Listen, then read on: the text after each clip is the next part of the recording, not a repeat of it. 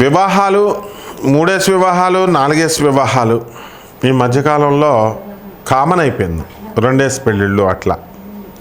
అసలు ఇవన్నీ ఎందువల్ల జరుగుతున్నాయి కారణం అంటే మనకి గ్రహాలు ఇబ్బందులు ఇవన్నీ ఎందుకు వస్తున్నాయంటే కొన్ని గ్రహాల కాంబినేషన్స్ వల్ల, కొన్ని దోషాల వల్ల. ఇప్పుడు కుజ దోషాలు, అట్లనే మంగళ దోషాలు అని మనం తమిళనాడులో చెప్పుకుంటూ ఉంటాం. ఈ దోషాల వల్ల మనకి ఎక్కువ వివాహాలు, పునర్వివాహాలు, విధవా వివాహాలు, రాహు మనకి అర్ధాష్టమ, అష్టమ, సప్తమ స్థానాల్లో ఉండడము, ఏ శుభగ్రహ వీక్షణ లేకపోవడము, ఇలా కొన్ని క్లాజెస్ ఉంటాయి. ఈ క్లాజెస్ వల్ల ఏమవుతుందంటే ఇతరుల మాటలు నమ్మి అమ్మాయిలు మోసపోవడం, లేదా అబ్బాయిలైనా మోసపోవచ్చు. ఇది రాహు ఎంతసేపు కూడా మోసగాడనమాట. కాబట్టి సప్తమ రాహువులో మనకి ఉన్నప్పుడు ఏమవుతుందంటే విధవా సంభోగం జరుగుతుంది అన్నారు. మరి ఇవన్నీ శాస్త్రాల్లో ఊరికనే చెప్పారా అండి అని అంటే మనకి కాదు. శాస్త్రాల్లో చెప్పినటువంటివి ఎప్పుడు కూడా ఆధారాలు ఉంటాయన్నమాట. ఒక ప్రాక్టికల్గా ఒక పర్సన్ ఉన్నాడు, అతను నెల్లూరుకు చెందినటువంటి వాడు. ఏమండి సప్తమ రాహు ఉన్నాడురా, నీకు విధవా సంభోగం జరుగుతుంది అని అంటే అతను మామూలుగా అనుకున్నాడు. ఏమీ లేదండి గురువుగారు అన్నాడు. 20 సంవత్సరాల క్రితం మాట. శాస్త్రం అబద్ధం చెప్పదంటే 2 రోజులు పోయిన తర్వాత అప్పుడు కరెక్టే గురుగారు, మా ఇంటికి ఒక పని మనిషి వచ్చేది, నేను పైన ఒక దీంట్లో ఉంటున్నాను, పైన గెస్ట్ రూమ్ లాగా అక్కడ వచ్చేదన్నమాట. అవుట్ హౌస్లో ఉంటున్నాను అని ఏదో చెప్పుకొచ్చాడు. పెంట్ హౌస్లో ఉంటున్నాను అని చెప్పుకొచ్చాడు. సో మరి శాస్త్రం తప్పు చెప్పలేదు కదా. అలాగే పాపం ఏదో వివాహం చేస్తారు. వివాహానికి చేసిన తర్వాత అత్యంత ఆడంబరంగా, అత్యంత ఖర్చుతో కూడుకుని పెళ్లి చేస్తారు. పెళ్లి చేసిన తర్వాత ఆ వివాహాలు నిలబడాలి కదా. వాడు మోసగాడైతే ఈగో. అందరూ ఈ మధ్యకాలంలో ఏంటంటే వివాహాలు ఎందుకు చెడిపోయినాయి అంటే ఈగో వాళ్ళే చెడిపోయినాయి అంటున్నారు. ఈగో వాళ్ళు ఎప్పుడూ చెడిపోవండి, మోసపూరిత లక్షణాల వల్ల చేరిపోతాయి. హిపోక్రటిజం మెయిన్గా హిపోక్రైట్స్ అయితేనే మనసులో ఒకటి పైకి ఒకటి ఉన్నటువంటి వాళ్ళ వల్ల చెడిపోతాయి. ఈ పాపం ఈ అమ్మాయి అబ్బాయి ప్రేమించుకునేటప్పుడు ఓపెన్గా ఉన్నారా లేదా చూడాలా. సైలెంట్గా నల్లులుగా ఉంటారు చాలామంది, వేసేస్తారు దెబ్బ. సైలెంట్ కిల్లర్స్ అనమాట. ఎప్పుడు బడబడ మాట్లాడే వాళ్ళు ఉంటారు. వాళ్ళు పాపం వాళ్ళు ఏ దెబ్బ వేయరు, వాళ్ళు ప్రేమాలు సక్సెస్ అవుతాయి.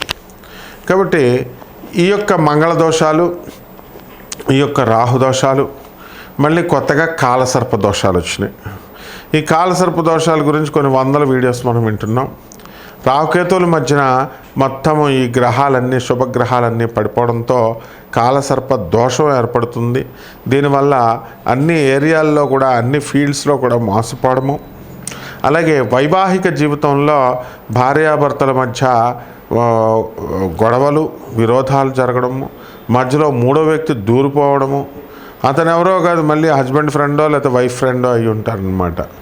మరి వాళ్ళే, ఎక్కడ దూరం వాళ్ళు ఎవరు రారండి. వీళ్ళకెళ్ళి వీళ్ళ స్టోరీలు అన్నీ చెప్పుకుంటారు, వాడే లైన్ వేస్తాడు మొత్తానికి. ఈ విధంగా ఇవన్నీ కూడా మనం చూస్తూ ఉన్నాం. వినడానికి కొంచెం బెటర్గా ఉన్న ఇవన్నీ బెటర్ ఎక్స్పీరియన్సెస్ అందరికీ కూడా. మరి పునర్వివాహాలకు చాలామందికి పాపం మరణాలు సంభవిస్తున్నాయి. సంభవించినప్పుడు ఈ మరణాల వల్ల మరి విధవకి నువ్వు విధవైపోయావు కాబట్టి నువ్వు ఉండిపో, అలాగ మరి మ్యారేజ్ చేసుకోకూడదు అని ఇదివరకు ఉండేవి ఆంక్షలు. అవన్నీ కూడా ఇప్పుడు మారిపోయినాయి. చాలామంది మంచి అత్తగారులు, మాంగారులు కూడా ఉన్నారు. తమ కొడుకు చచ్చిపోతే మా కోడల్ని కూతురుగా చూసుకొని మళ్ళీ వివాహం అనేటటువంటి దాన్ని మళ్ళీ వాళ్ళు చేస్తున్నారు. ఈ విధంగా మొదటిసారి భర్త చనిపోయాడండి, లేదా భార్య చనిపోయింది, 2వ పెళ్లి చేస్తారు. 2వ పెళ్లి చేసినప్పుడు మళ్ళీ చనిపోయాడు, లేకపోతే ఏదో డైవర్స్లు వచ్చి విడిపోయారు. 3వ పెళ్లి చేయాలి.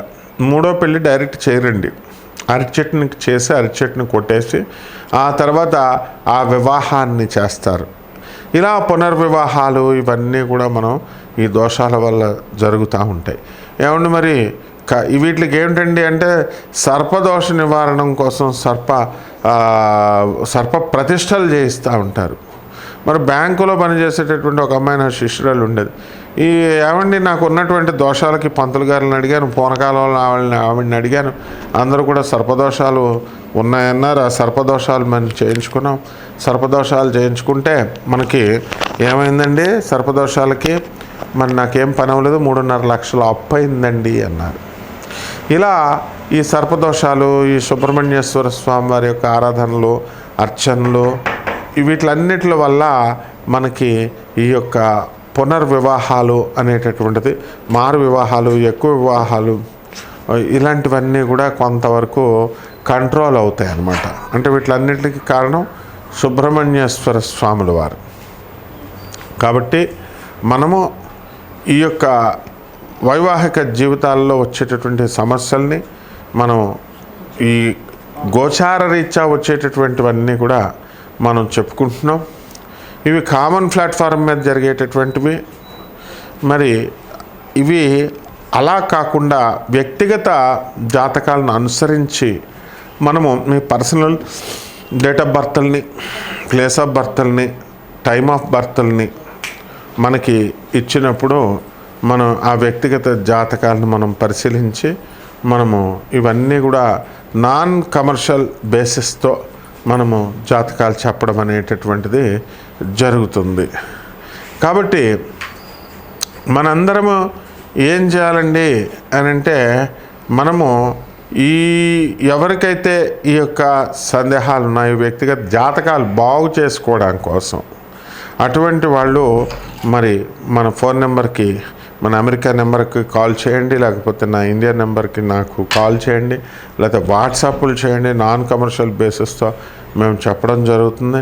అంతేగాని ఊరికనే ఫోన్లు చేసినా కూడా వేస్టే. వాట్సాప్లో పెడితే గొడవ ఉండదు, ఆ తర్వాత మేము ఫాలోఅప్ చేస్తాం.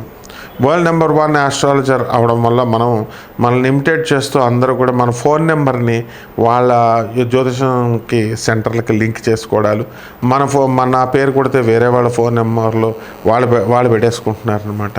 ఇలా వాళ్ళు వేరే జ్యోతిషం సెంటర్లు వచ్చేలాగా పెట్టుకోవడం, ఇలాంటివి ఏవో చేస్తున్నారు. కాబట్టి ఇది కార్పొరేట్ ఆఫీస్ మనది USA. నాసా టెక్నాలజీని ఉపయోగించి, మోడర్న్ సైన్స్ను ఉపయోగించి, నాసా రిపోర్ట్స్తో మనం పరిశీలించి, అలాగే GPS ట్రాకింగ్ సిస్టమ్ను ఉపయోగించి, అలాగే లైఫ్ లైన్ టైం ఫ్యాక్టర్ని ఉపయోగించి మనం మోడర్న్ సైన్స్ని, అత్యాధునికమైనటువంటి మోడర్న్ సైన్స్ని మనం అతి ప్రాచీనమైనటువంటి ఈ యొక్క ఋషులు ఇచ్చినటువంటి జ్యోతిష శాస్త్రానికి మిళితం చేస్తూ జ్యోతిష విశ్లేషణ అనేటటువంటిది చేయడం జరుగుతుంది.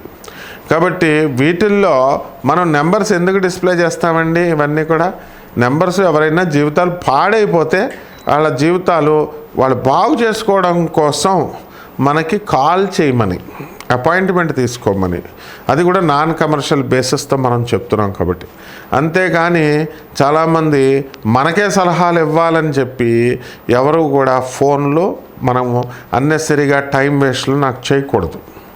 ఎవడైనా సరే రాత్రి 10:53 దాటిన తర్వాత చేసి నాకు లెక్చర్లు ఇస్తున్నాడు. తోలు తీసేస్తాను, యూజ్లెస్ ఫెలో. నువ్వు ఏదో మిగతా పంతుల దగ్గర చెప్పినట్టుగా నాకు కనుక ఎవడైనా సరే కాల్ చేసి నాకు సలహాలు ఇవ్వాలని చెప్పినా, నాకు ఎవడైనా ఏంటి మీరు నాకు చెప్పేదేంట్రా? నేను ఒక ప్రొఫెసర్ని, అధర్వణ మీద పండితుడిని, చిన్నప్పటి నుంచి గురువుల దగ్గర పెరిగినటువంటి వాడిని, ఒక శాస్త్రాధ్యయనం చేసినటువంటి వాడిని. శాస్త్రాలు మా గురువులు వీడియో రిలీజ్ చేస్తే మా గురువులు ఏమనుకుంటారని భయపడుతున్నాను కాబట్టి లేకపోతే తాట తీస్తా. How dare you bloody fools, phone చేసి మాకు చెప్తారు మీరు కథలు. మళ్ళీ పంతులందరినీ బెదిరిస్తారు తాగుతూ, రాత్రి 10:53 కాల్ చేస్తూ. I will put you under bars, direct చెప్తున్నాను నేను. ఎవరైనా సరే పిచ్చి వేషాలు వేస్తే, పిచ్చి కామెంట్స్ చేసినా I will take the very severe action. మీరు ఎవరో పాపం జీవితాలు చితికిపోయిన వాళ్ళు ఉంటారు, వాళ్ళ కోసం నాన్ కమర్షియల్ బేసిస్తో మనం చేస్తున్నాం. మీ తల్లిదండ్రులకు మీరు తిండి పెట్టరు, సమాజానికి పనికి రారు, పేదవాళ్ళకి సేవ చేయరు, అనాథ పిల్లలకి డబ్బులు ఇవ్వరు, తర్వాత సన్యాసులకి రూపాయి ఇవ్వరు. ఎందుకురా మీ బతుకులు? సొల్లు కబుర్లు చెప్తూ తాగుతూ నాకు కాల్ చేస్తారా మీరు? How dare you bloody fellows. కాబట్టి మిగతా 12 రాశుల వారికి కూడా వీటి ఎఫెక్ట్ ఎలా ఉంటుంది, ఈ కుజదోషాలు, ఈ సర్పదోషాలు, ఈ పునర్వివాహాలు, ఈ యొక్క 3-4 వివాహాలు, అసలు పెళ్ళిళ్ళు కాకపోవడాలు, కొంతమందికి అసలు పెళ్లి కాని ప్రసాదంలాగే మిగిలిపోతారు. ఇవన్నీ ఎందుకు? ఇవన్నీ కూడా చూద్దాం. నా బేబీ పోయిందని చాలామంది బాధపడుతూ ఉంటారు. అబార్షన్స్, ఆడపిల్ల పెళ్ళిళ్ళు చేసుకున్న వాళ్ళు అత్తగారులు చేయించేస్తున్నారు. మగపిల్లడు పుట్టలేదని అత్తగారులు ఆడపిల్లలు పుట్టారని చేయించేస్తే తప్పు కదమ్మా. అసలు డాక్టర్లు ఒక పక్క గవర్నమెంట్ భయపెడుతున్నారే మిమ్మల్ని లోన్ వేసేస్తామని, లింగ నిర్ధారణ టెస్ట్ చేయకూడదని. కాబట్టి ఇవన్నీ అలాంటివి ఏం చేస్తే మహాపాపాలు వస్తాయి. ఎలాగ ఈ 12 రాశుల వారికి విడివిడిగా ఏ రాశి వారికి ఎలా ఉందో మనం చెప్పుకుందాం. వృశ్చిక రాశి. ఈ వృశ్చిక రాశి వారికి అందరికీ కూడా అర్ధాష్టమ రాహువు, పంచమ శని గ్రహాలు ఉన్నాయి. వీటి వల్ల వృశ్చిక రాశి వారికి అందరికీ కూడా మానసిక స్థిరత్వం అనేటటువంటిది తక్కువగా ఉంది. రకరకాల ఆలోచన విధానాలుగా ఎంతో ఆలోచిస్తూ ఉంటారు. అయితే ఈ నవంబర్ నెలలో మనకి ఏం జరుగుతుందండి అంటే, మనకి కర్కాటక రాశిలోకి గురుగ్రహం వచ్చాడు. కాబట్టి వృశ్చిక రాశి వారికి మనకి భాగ్యంలో గురుగ్రహ ప్రభావం చాలా ఉచ్చస్థితిలో ఉండడం వల్ల మనకేమవుతుందండి అని అంటే, మనకి జాతకాలు బ్రహ్మాండంగా పనిచేయడం అనేటటువంటివి జరుగుతాయి. అనుకున్న పనులన్నీ కూడా చకచకా జరుగుతాయి. కాబట్టి అదృష్టము కలిసి రావడము అనేటటువంటిది జరుగుతుంది.